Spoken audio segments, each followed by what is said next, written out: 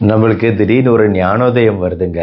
நம்மளோட உடல் நலத்தை பாதுகாக்க இனிமே நம்ம சர்க்கரையே சாப்பிடக்கூடாது, ஸ்வீட்டு சாப்பிடக்கூடாது அப்படிங்கிற ஞானோதயம் வருது.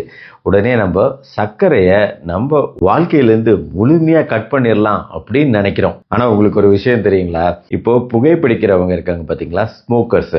இவங்க சின்ன வயசுலேருந்து புகைப்பிடிக்க ஆரம்பிச்சிருப்பாங்க. புகைப்பிடிக்க ஆரம்பித்து நாளடைவில் அவங்களுக்கு அந்த புகைப்பழக்கத்துக்கு அடிமையாகக்கூடிய வாய்ப்பு உருவாகுது. இது உங்க எல்லாத்துக்குமே தெரியும். அதுக்கு காரணம் அதில் இருக்கக்கூடிய நிக்கோட்டின். அதனால தான் புகைப்பிடிக்கிறவங்க புகைப்பழக்கத்தை விடும்போது பயங்கரமான டென்ஷனுக்கு உள்ளாவாங்க. அதே மாதிரி தாங்க நம்மளோட சர்க்கரை சாப்பிடும் பழக்கமோ.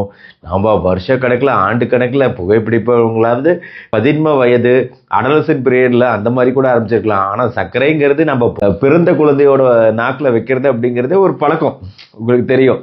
ஸோ அப்படிங்கும்போது தொட்டில் பழக்கம் சுடுகாடு வரைக்கும்னு ஒரு பழமொழி இருக்கிற மாதிரி நம்ம சர்க்கரைக்கு டோட்டல் அடிமைங்க. புகைப்பழக்கம் மூலமா வரக்கூடிய நிக்கோட்டின் அடிக்ஷனை விட இந்த சுகர் அடிக்ஷன்ங்கிறது ரொம்ப ரொம்ப ஜாஸ்தியானது. நம்ம மூளைக்கு பிரச்சனையும் தரக்கூடியது. இப்போ ஆரோக்கியமா இருக்கணும்னு நினைச்சு நம்ம முடிவெடுத்துட்டோம். ஆனா விடுறதுக்கு ஒன்றும் கஷ்டமா இருக்கே டாக்டர், அதாவது ஸ்வீட்டுன்னு ஒன்று பார்த்தாலே நம்மளுக்கு கஷ்டமா இருக்கு அப்படின்னு சொன்னீங்கன்னா அது கரெக்ட் தான்.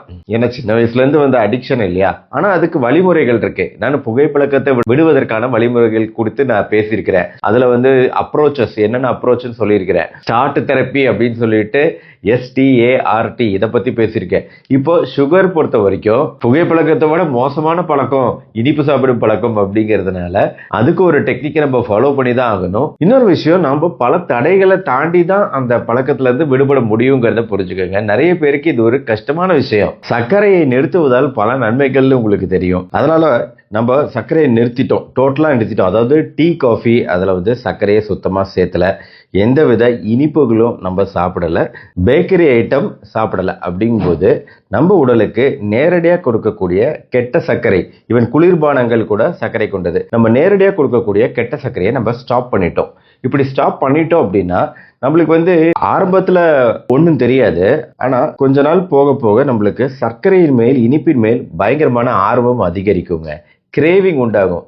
திடீர்னு ஒரு இனிப்பை பார்த்தீங்கன்னா சரி ஒரு துண்டு இத்தினோண்டு சாப்பிட்றதுல நம்மளுக்கு என்ன ஆயிரப்போகுது அப்படின்னு சொல்லிட்டு ஒரு சின்ன பீஸில் ஆரம்பித்து திருப்பி அது பழையபடி ஸ்வீட் அப்படிங்கிறது நிறைய சாப்பிட்ற நிலைமைக்கு போயிடுவோமே தவிர, நம்ம கரெக்டான முடிவு எடுத்து அந்த சர்க்கரையே சுத்தமாக அவாய்ட் பண்ணுவேன் அப்படிங்கிற அந்த முடிவை எடுத்து அதை தொடர்ந்து ஃபாலோ பண்ணீங்கன்னா இந்த கிரேவிங் அப்படிங்கிறது போக போக குறைய ஆரம்பிச்சிருவாங்க. உங்களோட மன உறுதியில தான், பாசிட்டிவ் அட்டிடியூட்ல தான் சீக்ரெட் இருக்கு. ஆரம்பத்தில் குறிப்பாக நம்ம டீ காஃபில சர்க்கரை இல்லாம குடிக்கிறோம் அப்படின்னா தலைவலிகள், பயங்கரமா தலைவலிகள் இருக்கும், ஒரு மாதிரி மந்தமா இருக்க மாதிரி இருக்கும், நம்மளால யோசிக்கும் திறமை குறைஞ்ச போட மாதிரி இருக்கும், உற்சாகமாவே இருக்காது. நம்ம உற்சாகமா இருந்தா நம்ம உற்சாகம் குறைந்து காணப்படுவோம் கொஞ்ச நாளைக்கு. இதெல்லாம் கொஞ்ச நாளைக்கு தாங்க. இதை தாண்டிட்டோம் அப்படின்னா அதுக்கப்புறம் நம்மளுக்கு கிடைக்கக்கூடிய நன்மைகள் இவ்வளோன்னு கிடையாது. அதாவது நம்மளோட மூடு ஸ்விங் அப்படின்னு சொல்லக்கூடிய, திடீர்னு கோவப்படுறது, திடீர்னு சோகமா இருக்கிறது, பயங்கர டென்ஷன் ஆகிறது, இந்த மூடு ஸ்விங் மனநலத்துக்கும் நம்ம சர்க்கரைக்கும் சம்பந்தம் உண்டுங்க. நம்ம சாப்பிட்ற சர்க்கரைக்கும் சம்பந்தம் உண்டுங்க. ஏன்னா சர்க்கரை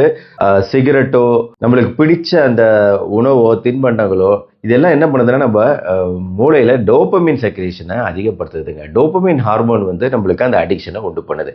அதனாலதான் நம்மளுக்கு டோபமின் எப்பவுமே வேணுங்கிற சமிக்ஞைகள், சிக்னல் கொடுத்துக்கிட்டே இருக்கு மூளை நம்மளுக்கு. அதனால ஏதாவது ஒன்று டோபமினை அதிகரிக்கிறதுக்கு பண்றோம். ஃபோனை பார்க்குறோம், பிடிச்ச விஷயங்கள் சாப்பிட்றோம், இனிப்பு சாப்பிட்றோம், ஃப்ரைடு ஃபுட் சாப்பிட்றோம், ஃபாஸ்ட் ஃபுட் ரெஸ்டாரண்ட் போகிறோம், இந்த மாதிரி கெட்ட விஷயங்கள் நிறைய செஞ்சு நம்ம டோபமினை அதிகப்படுத்த பார்க்குறோம். இந்த வகையில் ஆக்சுவலாக உங்களே அறியாமல் சர்க்கரை உங்களுக்குள்ள ஒரு ஆழ்மன பாதிப்பை உண்டாக்கி இருக்கு அப்படிங்கிறதுல சந்தேகமே வேண்டாம் யாருக்கும். டோபமின் அடிக்ஷன் உங்களுக்கு இருக்கு. அப்போ நம்ம இந்த டோபமின் அடிக்ஷன்லேருந்து வெளியே வரும்போது ஆரம்ப கட்ட பிரச்சனைகளை தாண்டிட்டோம் அப்படின்னா பின்னாடி நம்மளுக்கு இந்த மூடு ஸ்விங் அப்படிங்கிறது நல்லாவே குறையும். நம்மளோட மனநலம் அப்படிங்கிறது ஒரு சரிசமமா பேலன்ஸ்டா இருக்கும். அவ்வளவு சீக்கிரம் நம்ம டென்ஷன் ஆகி சோகத்துக்கோ கோபத்துக்கோ ஆளாக மாட்டோம். இது வரைக்கும் சர்க்கரை நிறுத்துவதால் உடல்நல நன்மைகள் தான் உங்களுக்கு இருக்கும் அப்படின்னு நீங்க நினைச்சிட்டு இருந்திருப்பீங்கல்ல.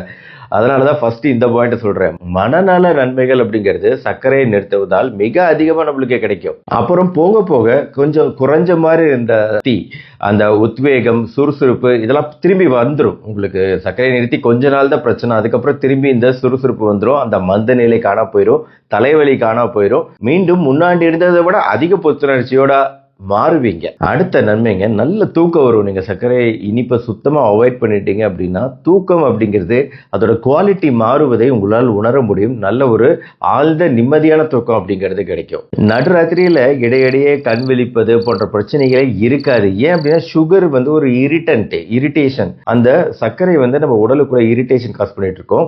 குறிப்பா யூரினரி சிஸ்டம்லயும் இரிட்டேஷன் காஸ் பண்ணும். நம்மளுக்கு நைட் நேரத்துல எந்திரிச்சு யூரின் போகக்கூடிய உணர்வு அதிகரித்தலுக்கு மெயினா இரவு நேரத்துல நம்ம நிறைய இனிப்பு சாப்பிட்டு தூங்கணும்னு வைங்களேன், கண்டிப்பா அன்னைக்கு நீங்க அந்த பிரச்சனையை உணர்வீங்க.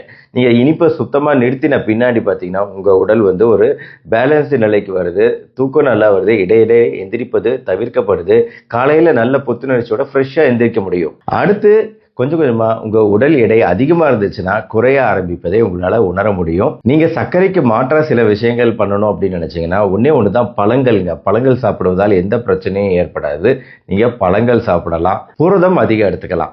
புரோட்டீன் நிறைந்த உணவுகள் நிறைய இருக்கு. இந்த புரத உணவுகள் நிறைய சேர்த்துக்கலாம். இதுதான் உங்களுக்கான ரீப்ளேஸ்மெண்ட் டயட். சர்க்கரைக்கு மாற்றானது புரதமும் பழங்களும். சர்க்கரை சாப்பிடுவதை நிறுத்திய ஒரு மாசத்துக்குள்ளார உங்க முகம் கொஞ்சம் பளபளப்பா மாறுவதை உணர முடியும். முகப்பருக்கள் இருக்கு, தழும்புகள், இதெல்லாம் வந்து இம்ப்ரூவ்மெண்ட்டை நீங்க பார்ப்பீங்க. முகம் பொலிவு பெறுவதை பார்ப்பீங்க.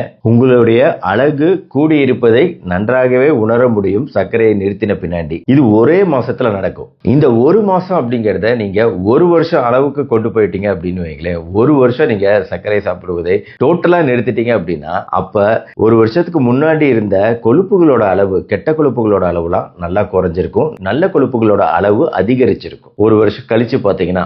மேலும் சர்க்கரை நோய், ரத்த கொதிப்பு போன்ற பிரச்சனைகள் இருக்குன்னா இதெல்லாம் வந்து நல்லாவே கட்டுப்படுத்தப்படும், குறையும். சர்க்கரை அளவுகள், பிபி அளவுகள் குறையும். ஓவரால் உங்களோட உடலோட நோய் எதிர்ப்பு சக்தி நல்லா கணிசமா அதிகரிச்சிருக்கும்.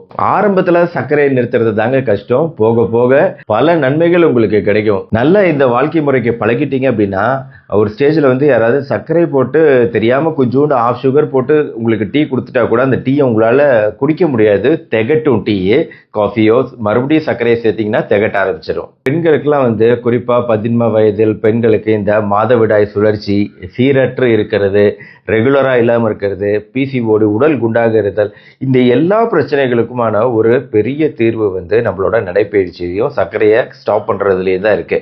இதன் மூலமா சீரற்ற மாதவிடாய் சுழற்சி அப்படிங்கிறது சீராவதையும் உடல் எடை குறைவதையும் நம்மளால குறிப்பா பெண்களுக்கு நடக்கும். அவங்க ஃபாலோ பண்ணலாம். ஸோ இன்னும் என்னங்க வெயிட் பண்ணுறீங்க? சர்க்கரையை நிறுத்திடலாமா? நீங்கள் நிறுத்தி அப்படியே உங்கள் ஃப்ரெண்ட்ஸ் ரிலேட்டிவ்ஸ்க்கு இந்த வீடியோவை ஷேர் பண்ணுங்கள். அவங்களும் நிறுத்தினா தான் நல்லது. ஏன்னா நாளைக்கு உங்கள் வீட்டுக்கு வராங்க அப்படின்னா கெஸ்ட்டாக வரும்போது உடனே வந்து ஸ்வீட்டு கடையில் போய் பேக் ஃபுல்லாக ஸ்வீட்டை வாங்கிட்டு வந்துடுவாங்க.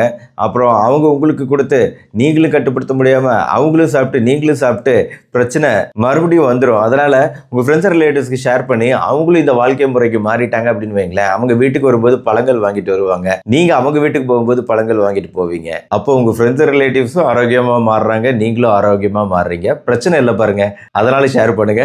வீடியோ பிடிச்சிருச்சுன்னா லைக் பண்ணுங்க.